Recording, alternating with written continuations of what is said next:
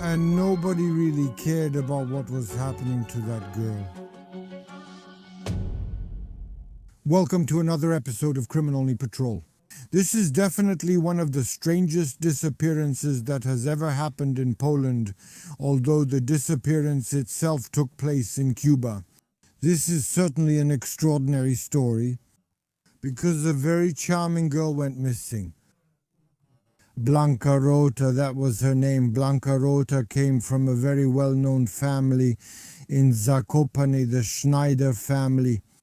Her grandfather was especially well known as he owned quite a lot of real estate. One of those properties was the Palast building, which today houses the Tatra Museum. Her grandfather had a wide circle of acquaintances.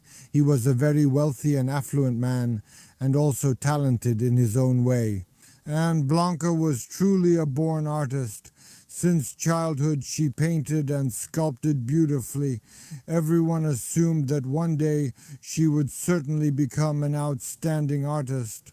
And today it's exactly about this disappearance. I invite you to watch this next episode.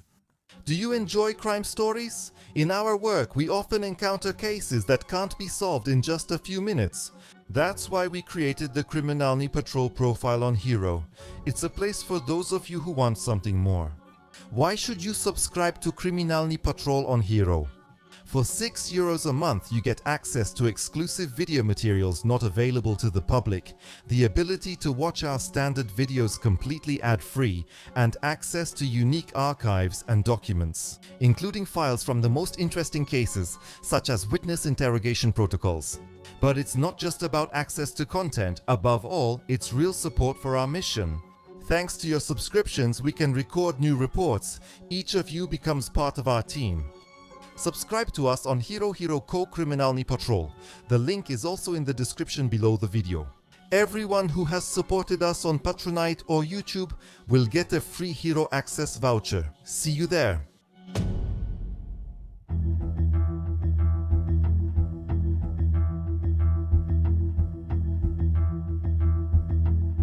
Blanka was talented. There was no doubt about it.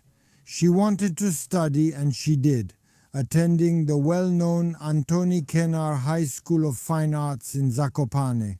By the way, Kenar himself was an outstanding sculptor. She graduated from that high school and then applied to the Academy of Fine Arts in Warsaw. Unfortunately, for reasons unknown, the Academy rejected her application, and for her, it was a real blow. She dreamed of getting in and studying there, and then suddenly something like this happens. Her application gets rejected. She was probably really devastated at that time, and I think she even considered giving up on this artistic path. And she was definitely in a bad mental state. And suddenly someone appeared around her. Well, that person. He was also a well-known figure in Zakopane, Joseph, a person everyone knew for that reason. He was respected, he was an outstanding lawyer, he had high social and financial status, well, let's say a widely respected man. The only thing is Joseph was 38 years older than Bianca, which is quite a lot. Bianca was only 19 at the time, as you can see, and he was 57. That's quite a big age difference. He could have been her father or maybe even her grandfather. People started talking, gossiping. Of course, it didn't sit well, especially with Bianca's family, particularly Mrs. Christina, Bianca's mother, who told her daughter that it was a bad choice, that the age difference was too big. But Bianca was apparently in love. Mr. Joseph also seemed to be in love. He fulfilled her every whim. Anyway, they became a couple. I think it was also because Joseph, an eloquent lawyer, knew how to speak and argue. I think he was a real spiritual support for her at that moment when she didn't get into the Academy of Fine Arts. Because of that, they were planning their future together, but they were also planning to go on an exotic trip, a journey to Cuba. That's what happened. Blanca told her mom that they would go to Cuba together, that they would spend an exotic vacation there. Mrs. Christina, on the other hand, absolutely refused and said she wouldn't allow it. In the end, she agreed when Blanca promised her that they would have separate rooms in Cuba. And secondly, that Mrs. Christina actually paid for this trip. They decided to fly together, they booked an offer here, or they used a travel agency's offer and were getting ready to fly to Cuba.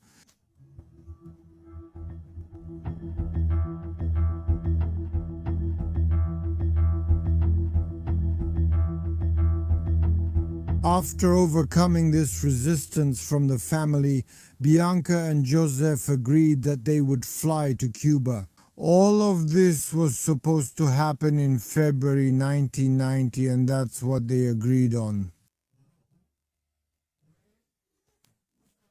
The flight was supposed to be from Warsaw, with a layover in Moscow, and then a flight to Havana. And so Mrs. Christina's mother drove Bianca to the airport, they boarded the plane, and they flew. And that's exactly what happened. They landed in Havana, and that was their first day there, but when they landed at the airport, something strange happened. It was as if Bianca completely lost interest in Joseph, as if he suddenly became a stranger, even hostile to her.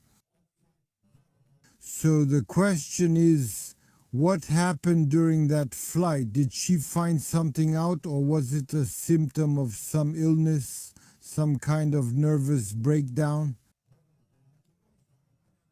But the latter was rather ruled out. Bianca just became strangely nervous and started to isolate herself.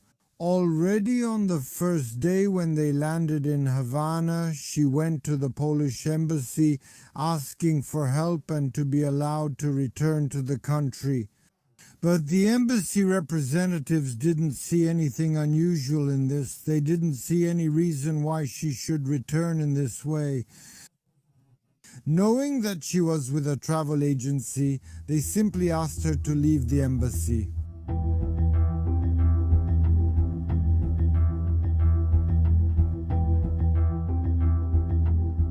However, after leaving the embassy in Havana, Bianca does not return to her group. The fact is that her group was not accommodated in Havana. But in Trinidad, that's the Cuban Trinidad, there are several places with that name in the world, located about 300 kilometers from Havana. That group is transported there. Bianca stays in Havana. She is asked to leave the embassy, and basically she has nowhere to go. She wanders the streets of Havana. There she meets a Cuban woman, and this Cuban woman helps her. She spent the night at her place, and the next day Bianca shows up again at the Polish embassy in Havana. She asks for help again, asks to be allowed to return to the country, but once again she is refused. The embassy staff realize that her group has been taken to Trinidad. They contact the tour guide there in Trinidad, and they tell Bianca to leave the embassy because they can't. They want to help her. Besides, there's no reason. She has the tour guide, she has her group, nothing bad is happening.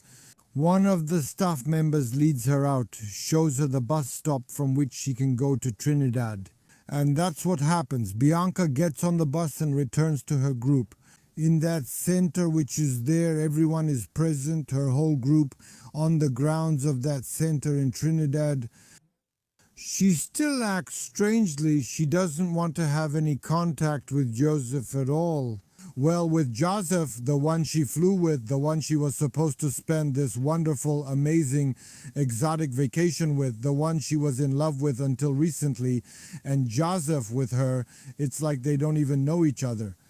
When she was in the building, so she decided to go for a walk, and then she sees that Joseph with the rest of the group is walking somewhere and she's walking nearby. Joseph separated from that group. They approached her and both of them disappeared somewhere talking, and after a while Joseph returned to the group. They ask what happened, where Bianca is, and he says she's in a mood, and that's basically it. He stays with the group, and Bianca, well, she stays somewhere over there. And that's basically the last moment when the group sees Bianca. No one saw her again, and now comes a strange story. It turns out that the trip is coming to an end. The whole group is returning to the country, but this time they land in Berlin, and from Berlin they are taken by bus to Warsaw. Mom finds out that she has to pick up her daughter in Warsaw. Ms. Christina goes to Warsaw, but she's surprised because her daughter isn't with the group. Mr. Joseph came back, he's there, but the daughter isn't. She talks to the tour guide. The tour guide, the group's chaperone, gives her a bag with Bianca's things and says that, well, Bianca isn't with them because probably she liked Cuba so much that she stayed in Cuba. The mother is in shock because she didn't get any information either, so why would her daughter stay in Cuba?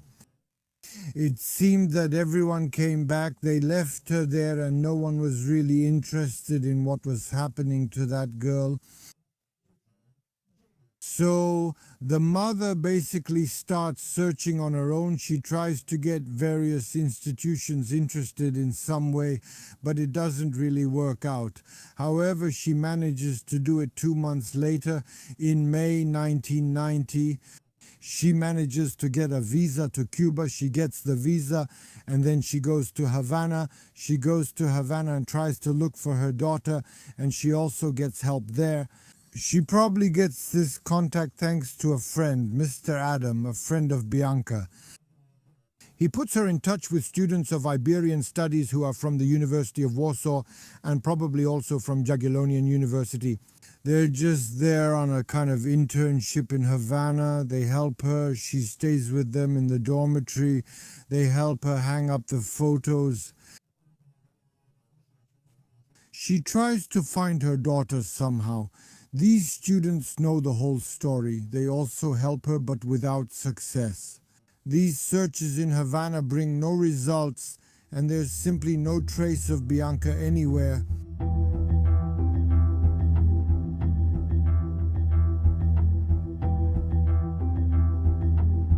But of course, Bianca disappeared in Trinidad. Mrs. Christina only has a visa for Havana, but somehow she manages to get to Trinidad.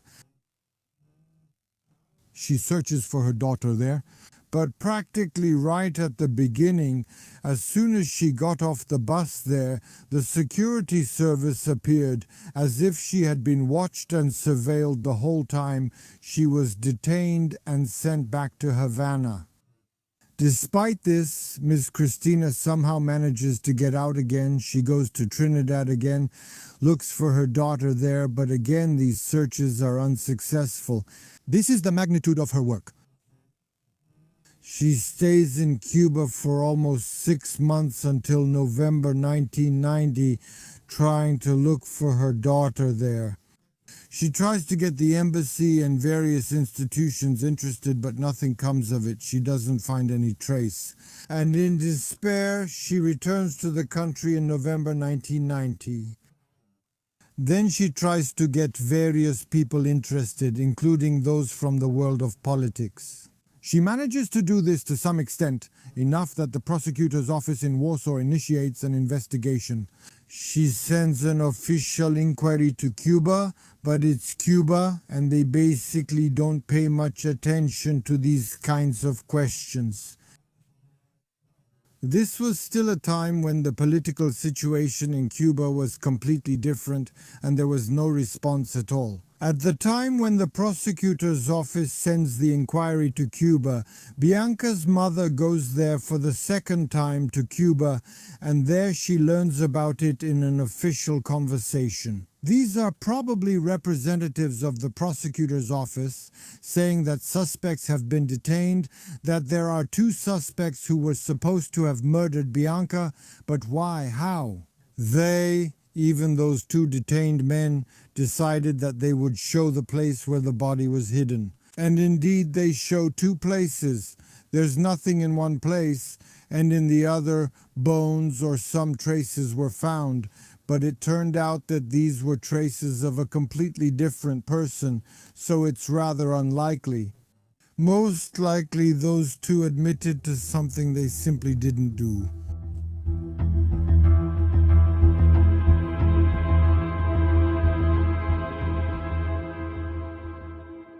Bianca's mother, Mrs. Christina, didn't find anything in Cuba. She didn't find any trace of what could have happened to her daughter. The prosecutor's office in Warsaw didn't get any response from Cuba, so in December 1991 they suspended the entire investigation until some response arrives, but as you can see, a lot of time has passed and there's still no answer. Joseph, in love with Bianca, returned to the country. He basically never spoke about this topic, as if the matter didn't concern him at all. Sometime later he moved out of Zakopane and presumably settled in Krakow. Well, the situation is unusual. The girl flew to Cuba wanting to spend an exotic vacation with her beloved, much older man, but still with a man who had been courting her. A lot of mysterious stories. The behavior of the embassy staff was also surprising, as was the behavior of the tour leader, the guide of this trip, and the somewhat strange behavior of the other members of this trip. How is it possible that Bianca stayed in Cuba, that no one was interested in her fate, that no one simply looked for her there or is looking for her? A lot of strange things and questions about why it happened this way. Well, of course, as I said, it's Cuba. Not much has changed in Cuba. The collapse of the Soviet Union didn't change the situation in that country. The only party still ruling there is the Communist Party of Cuba. What is really happening there, of course, we don't fully know, but it's hard to imagine that, just like, well, for example, the story of Miss Christina. She went to Trinidad and right away they showed up security service personnel, so that the center, right where they were, wouldn't be watched. Of course it was being watched, so it's impossible that Bianca could have left that center, gone somewhere, and the security service wouldn't have been interested in it. All the more so because she was, I would say, a bit of a colorful character, a tall girl, very pretty, dressed in bright colors. She just stood out, so she had to attract attention. We know ourselves that nothing could happen without the security service, without the special services in a country like Cuba, especially within the center, without their presence and knowledge. Why are there so many secrets in this case? Maybe her disappearance was caused by something completely different. Maybe the fact that she was flying through Moscow, maybe in Moscow, maybe she was simply shown to someone. She was kidnapped and the special services. The Cuban Security Service from that time knows about it very well and knows what happened to Bianca. It's a mysterious case, very difficult to solve because cooperation with the local authorities there now seems practically impossible.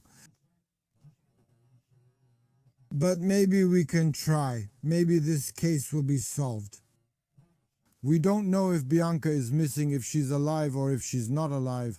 If she were alive, she would be 54 years old today. It's not out of the question that she was taken somewhere and is still alive and functioning. And that's all for today's story. Of course, subscribe to our channel and as always, take care. Do you like listening to crime stories? In our work, we often come across cases that can't be wrapped up in a short episode. That's why we created the Criminalny Patrol profile on Hero. It's a place for those of you who want something more. Why is it worth subscribing to Criminalny Patrol on Hero? For €6 a month, you get access to exclusive video materials, previews of the next episode, access to unique archives and documents, including the most interesting case operations, and in them, for example, protocols. Greetings to everyone watching. These are the materials, but above all, it's real support for our mission.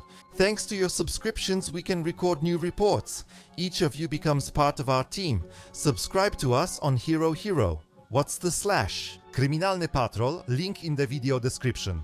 All our Patreonite or YouTube supporters will get a free Hero Access voucher from us. See you soon.